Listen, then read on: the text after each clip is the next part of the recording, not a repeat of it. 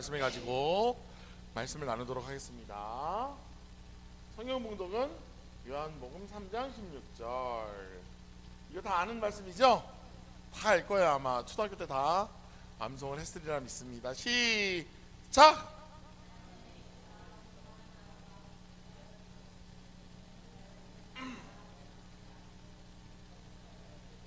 아멘. 하나님께서는 유일한 한 길을 주셨어요. 예수님을 믿음으로 우리 인생이 멸망치 않는다라고 성경은 얘기하고 있습니다. 그래서 하나님께서는 우리 인생을 너무나 사랑하세요. 그 방법이 독특해서 문제지 너무나 사랑하시는다는 사실은 자명한 일입니다. 하나님께서는 아브라함을 부르셨어. 아브라함을. 하나님께서는 하나님의 자녀를 부를 때 많은 사람을 부르지 않아요. 한 사람 한 사람 부른다니까요. 유학생들이 이거 얼마 안 되죠. 밖에 나가봐요. 저 강남역만 가도 그냥 막 사람들이 바글바글하죠. 하나님이 안 부른 거예요. 아브라함을 부르셨는데 하나님께서는 아브라함에게 말씀을 하셨죠. 너의 자손을 통해 하늘의 별처럼 땅의 모래처럼 번성시키시겠다고 말씀을 하셨어요. 한데 어마어마한 시험을 아브라함에게 주십니다. 하나님께서는 애태우게 하시며 100년 만에 아이를 주신다고 이삭을 주신다고 약속을 하셨는데 이삭을 바치래요. 100년 만에 애를 줘놓고 하나님이 말씀하시는 거예요. 바쳐라. 바치는 건 뭘 뜻하냐면은 그때 당시는 그렇지 죽이라는 거예요. 죽이라는. 그래서 죽이는 것도 모자라서 그때 당시에는 제사를 어떻게 들었냐면은 그 양을 죽여서 다 갈갈이 찢어서 그거를 태워서 그 흠양하는 것을 하나님이 받으시는 게 예배였어요. 구약 시대는. 우리 참 지금 태어난 거 감사하죠. 네. 그랬는데 하나님께서는 그런 시험을 우리에게 주신단 말이죠. 이때 당시에도 똑같았어요. 아브라함에게 이삭을 바쳐라.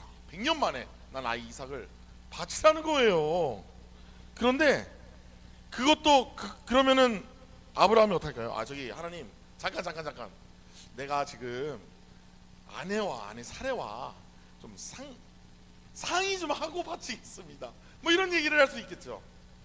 안 그러겠어요? 아니 혼자 난 게 아니라 이제 아담과 이제 와이프랑 같이 났으니까 좀 상의 좀 하고 그때 가서 바치겠습니다. 뭐 이런 얘기를 할 수도 있는데 그렇게 하지 않았어요. 아브라함은 아무 말 없이 이삭을 데리고 모리아 산으로 데리고 가요. 아브라함이 이삭을 모리아 산에서 빡 죽이려고 하는 그 순간에 하나님께서 뭐라고 말씀하셨느냐? 아브라함아 라고 말씀을 하셨어요. 그러면서 뭐라고 얘기했냐면은 내 아이에게 손을 대지 말라. 아무도 그에게 하지 말라. 내가 내 아들 독자라도 내가 내게 아끼지 아니하셨으니 이제서 내가 하나님을 경외하는 줄로 아노라라고 성경에는 말하고 있어요.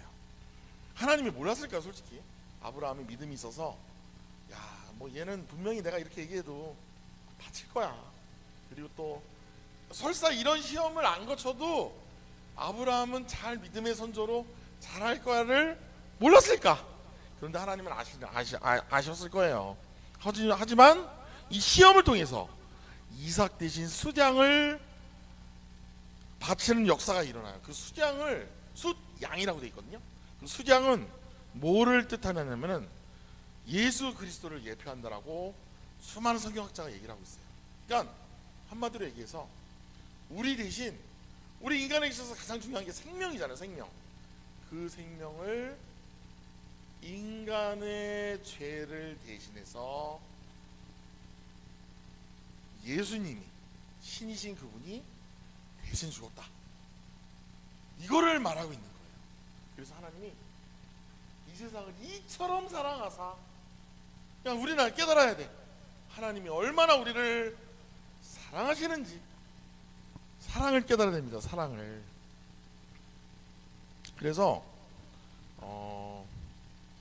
하나님 말씀에 또 이런 말씀이 있어요. 짠, 같이 한번 읽어볼까요? 시작.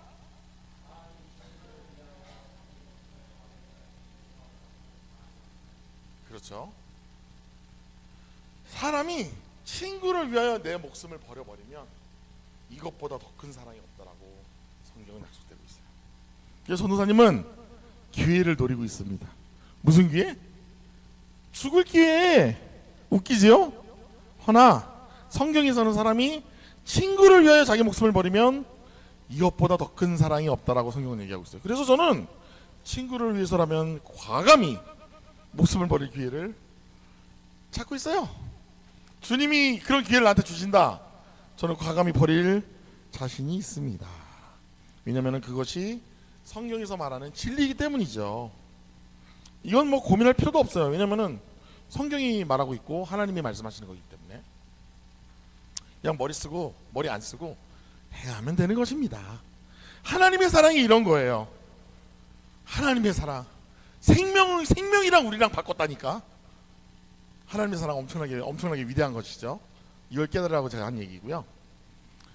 제가 내비게이터에서 훈련을 많이 받았는데 내비게이터의 창시자 도슨 트로트맨이라는 사람이 있어요. 그는 어떤 삶을 살았냐면은 내비게이터라고 전 세계적으로 굉장히 큰 선교단체 이름이거든요. 거기서 도슨 그것을 만든 도스 트로트맨은 그의 하나밖에 없는 생명을 모르는 사람을 위해서 죽고 인생을 마쳤어요. 내 엄마, 아빠, 동생, 친구를 위해서 죽는 건 조금 이해는 가. 왜냐? 나 너무 사랑하니까. 근데 아무도 모르는 저 길 가는 어떤 사람을 위해서 그냥 내 목숨 하나 희생할 수 있는 사람이 흔치는 않겠죠? 그런데 왜 그런 미련한 짓을 할까요? 우리가 보기에는 미련한 짓이지만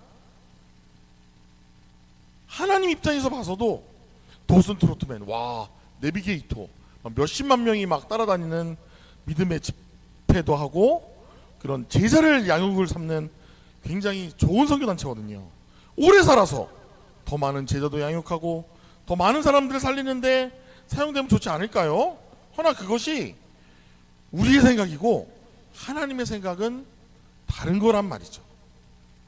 우리 학생들이 반드시 기억할 것은 사명이 끝나는 날 우리의 생을 마감하는 거예요. 사명이 끝나는 날. 우리가 늙어서 죽는 게 아니에요. 예를 들어서 내가 존경하는 하영조 목사님. 하영조 목사님은 온몸에 암이 5개. 암이 5개였어요. 죽기까지 설교를 했는데 암이 5개야. 그러면은 그 교회의 성도가 몇 명인지 알아요? 온누리교회 성도? 제가 알기로는 한 10만 명이라고 알고 있어요. 10만 명의 사람이 온누리교회 하영조 목사님을 위해서 기도를 했을까 안 했을까?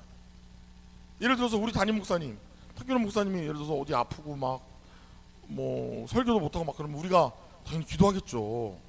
탁규론 목사님 빨리 낫게 해달라고 막 기도도 하고 막 여러 가지 하는데 온누리교회는 자그만치 10만 명의 성도가 있는데 결국은 돌아가셨어. 암 때문에.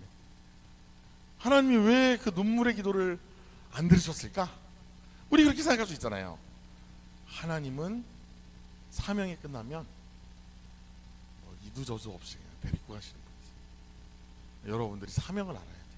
인생을 헛살지 않으려면 나를 향하신 하나님의 계획과 사명이 분명히 있어.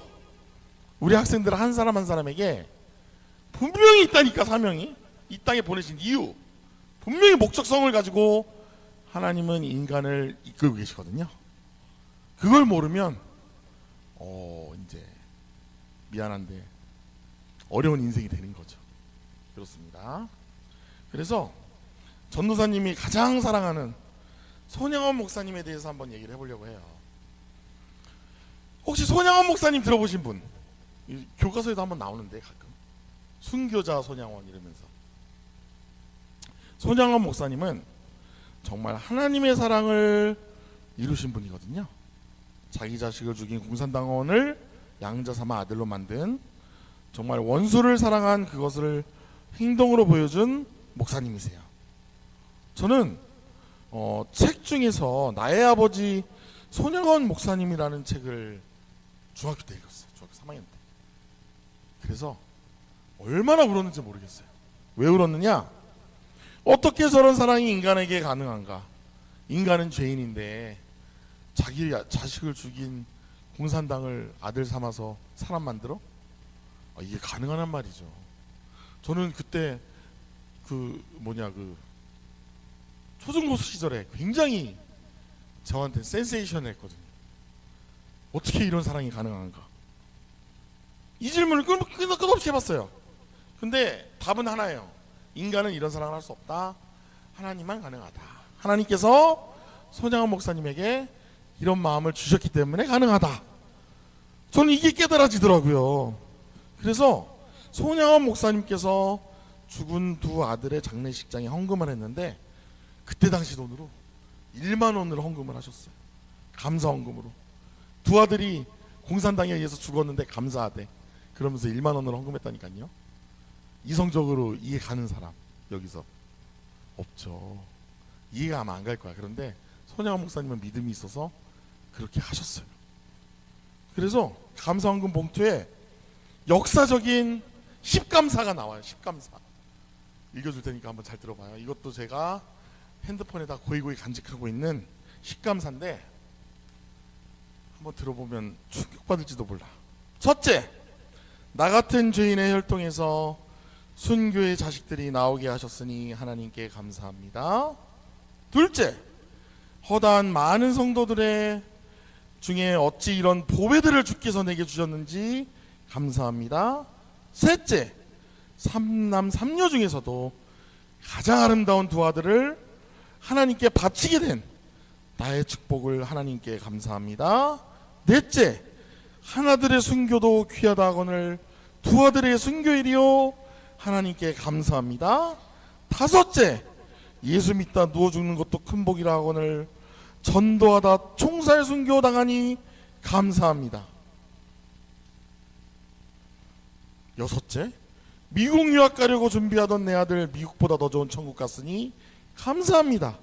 일곱째, 나의 사랑하는 두 아들을 총살시켜 죽인 원수를 회개시켜 내 아들 삼고자 하는 사랑의 마음을 주신 하나님께 감사합니다. 여덟째, 내 두 아들의 순교로 말미암아 무수히 천국의 아들들이 생길 것이 믿어지니 우리 하나님께 감사합니다. 아홉째, 이 같은 역경 중에서도 이상 8가지의 진리와 하나님의 사랑을 찾는 그 기쁜 마음, 여유 있는 믿음을 주신 우리 주님께 감사합니다. 10번째, 이렇듯 과도한 축복을 누리게 되는 것을 감사합니다. 라고 손양원 목사님은 감사 봉투에다가 적었단 말이죠. 수많은 믿음의 사람들이 이 감사 봉투에 감사 일기를 읽으면서 도전을 받고 지금도 이 10가지 감사가 저까지 전해져서 저한테도 영향을 미치는 정말 감사의 표본 손양원 목사님. 좀 생각이 달라지지 않아요? 정말 내가 예수 믿는 것이 어떤 것인가. 정말로 이때 당시에는 어떻게 됐냐면은 이거를 읽는데 장래에 눈물바다를 이뤘겠죠. 거기 있는 손양원 목사님과 두 아들을 장례하면서 눈물바다를 이루었는데 손양원 목사님은 슬퍼하기보다는 영광일세 영광일세 내가 누릴 영광일세. 이게 무슨 찬양이냐면은 영광 영광 할렐루야 이런 찬양이에요. 이런 찬양. 내 죽은 자식들이 하늘나라에서 순교의 상급을 받았으니 이거보다 더 영광이 어딘지라고 하면서 찬양을 부른 거예요. 손양원 목사님. 대단하죠. 근데 하나님이 하신 거거든요.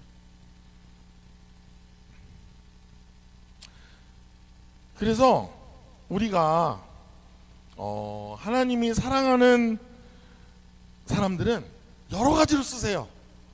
다양하게 쓰인단 말이지. 꼭 뭐 순교해라 뭐 이런 말이 아니라 내가 얘기하는 건 뭐냐면은 하나님이 정말로 이 세상을 사랑하는 데 있어서 사랑하는 방법도 다 다르고 우리 여러분들을 우리 학생들을 이끄시는 방법부터 다 다르고, 근데 중요한 건 뭐냐면은 하나님의 자녀로 부르심을 받았으면 분명히 하나님께서 부르신 이유와 소명과 사명이 있다라는 거. 그래서 그 사명을 발견하는 자에게는 이렇게 원수도 사랑할 수 있는 마음과 은혜를 주신다는 사실이에요. 우리는 예수님을 따르는 주님의 자녀입니다. 맞습니까? 배반 안 할 거죠? 여기 있는 학생들은 배반 안 할 거라 저는 믿습니다. 그래서 원수를 사랑하라. 이게 좀 어렵겠죠, 처음에는. 저도 잘 안 돼요. 하지만 하나님의 법입니다. 그래서 솔직히 저는 이런 고백 많이 했거든요. 하나님, 저는 원수를 사랑 못할 것 같아요. 친구도 사랑 못하고 부모님도 사랑 못하고 하다못해 제 옆에 있는 짝꿍 미워하기도 하는데 원수를 사랑하라니요. 이런 고백을 할 때가 많이 있어요. 하지만 이런 고백을 하나님이랑 가까워져야 돼. 예배를 통해서 하나님을 만나고 하나님과 함께하면 하나님과 가까워짐으로 말미암아서 우리의 인생이 성화되는 거야. 성화가 뭐냐면은 하나님께 더 가까이 나간다는 거거든요. 뭐 관심 없는 사람은 어쩔 수 없지만 분명히 성경은 말하고 있어요. 성화의 과정이 있다. 그리고 하나님이랑 가까워지면은 이득이 있어. 뭐가 있을까? 마음에 말로 할 수 없는 평안과 은혜와 사랑이다. 그게 증거예요, 증거. 내 안에 말로 할 수 없는 하나님의 평강과 은혜와 사랑이 있다. 그거 예수님 믿는 사람이 정확한 거, 맞는 거예요. 근데 그게 없다 그러면은 찾아야 돼. 내가 하나님께 구해야 돼. 우리 손양원 목사님 원수를 사랑한 게 어마어마한 인간을 뛰어넘은 초월적인 사랑과 평안이 있었기 때문에 이게 가능한 거거든요. 근데 그걸 발견했거든요. 그래서 저는 다른 거 안 구해요. 기도할 때 하나님, 내 안에 하나님께서 내게 주시는 평안과 은혜와 사랑을 달라고. 하나만 더 얘기하고 마칠게요. 혹시 이 찬양 알아요? 이거? 내 평생에 가는 길 순탄하여 늘 잔잔한 강 같든지 큰 풍파로 무섭고 어렵든지 나의 영혼은 늘 편하다. 이 찬양을 지은 영국의 한 선교사가 있었어요. 이름은 정확히 생각이 안 나는데 그 선교사가 이 찬양을 언제 불렀냐면은 앞에 폭풍우가 몰아치는 거야. 한 100m만 있으면은 지나면은 영국에 이제 배가 와서 이제 딸 3명하고 어머니를 만나게 돼요. 아니, 어머니가 아니지, 자기 부인과 딸 셋이 탄 저 폭풍우 속에서 지금 막 오는 거야. 함선이. 그런데 폭풍우 때문에 내 눈앞에서 한 명의 내 부인과 3명의 자식이 폭풍우 때문에 완전히 몰아쳐서 내 눈앞에서 순적도 없이 사라져요. 그럼 여러분 어떨 것 같아요? 내 가족이 다 죽었는데 눈앞에서. 그런데도 불구하고 이 영국의 이 믿음의 선교사는 그래도 하나님의 계획이 있겠지 하면서 믿음을 가지고 이 찬양을 지었어요. 그래서 수많은 사람들이 이 찬양을 부르면서 은혜를 받고 하나님을 만나는 놀라운 역사들이 일어나는 것을 보게 됩니다. 그래서 우리 학생들도 조금만 주님을 찾았으면 좋겠어요. 저는 그냥 주님한테 떼거지 엄청 쓰거든요. 매일 하루도 안 빼고 정말 주님이랑 대화하느라 정신 없는데 우리 학생들도 정말로 주님과 대화하고 주님을 경외하고 그래서 정말로 하나님께서 주시는 말로 할 수 없는 평안과 은혜, 사랑 누리는 한 주 되기를 주님의 이름으로 간절히 소원합니다. 아멘. 네, 말씀을 마치도록 하겠습니다.